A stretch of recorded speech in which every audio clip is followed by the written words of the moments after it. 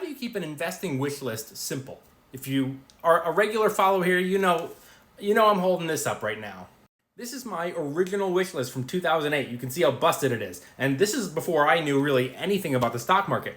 But I knew enough to put Chipotle on that list. I just didn't know enough to actually buy it when it was $38. Oops. The first thing you gotta do is make that wish list now. I think a lot of new investors see the markets plummeting or a recession or a bear market and they go, oh, what do I buy? What do I buy? I don't know. So you wanna be prepared. Do all the work now. So when something happens, you don't have to scramble. You got your wish list, and you just go from there. The second thing you wanna do is you're gonna wanna go right here. And you knew this was coming too, right? I'm a little predictable, but you're gonna wanna go right here and you're gonna wanna click on the menu, which is right here, and you will find all of these resource guides. You definitely wanna look at this guide, and you definitely want the stock fight template. As an investor, you should already hopefully have that solid foundation, which would be an S&P 500 index fund, followed by a couple of other investments, ETFs, such as tech dividends and a real estate investment trust. And then you can start building out your actual individual stock wish list. And remember, buying individual stocks is great, but if you buy too many of them, you could spread yourself too thin, which means you might have a real solid winner in that portfolio, but you bought 40 different individual stocks, you bought one share of this and one share of that.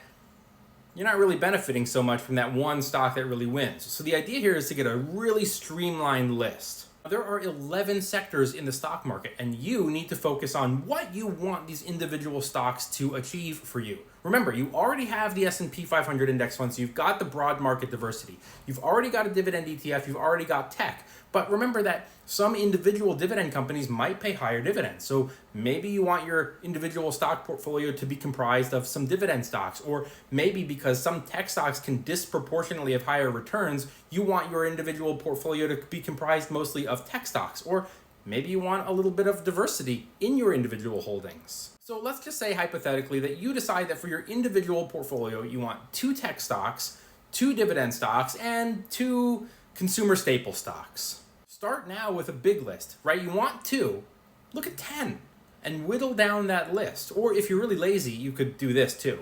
You can go to a website like Seeking Alpha and just type in what you want. Like, let's just say consumer staples, and you'll see 3 ETF options here. Click on one of them, click on the holdings, and if you really are lazy, you could just go down to their top 10 holdings and look at their 2 largest positions. It would be Procter & Gamble and Costco. 12% Procter & Gamble, 10% Costco. Or you could start researching all of these stocks individually, right? There's 10 of them here: Procter & Gamble, Costco, Walmart, Coca-Cola, Pepsi, Philip Morris, Mondelez, Altria, Colgate, Palmolive, and Target.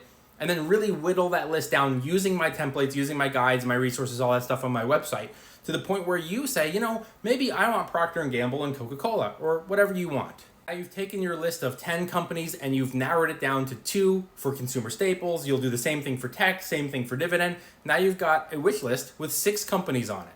And you can either start buying a little bit now just to have 1 or 2 shares in your portfolio so you can keep an eye on it, or you can write it down on a piece of paper, on your notes app, on your phone, whatever you want to do, and just periodically pay attention to the markets. Oh no, the markets are crashing. Everything's down today.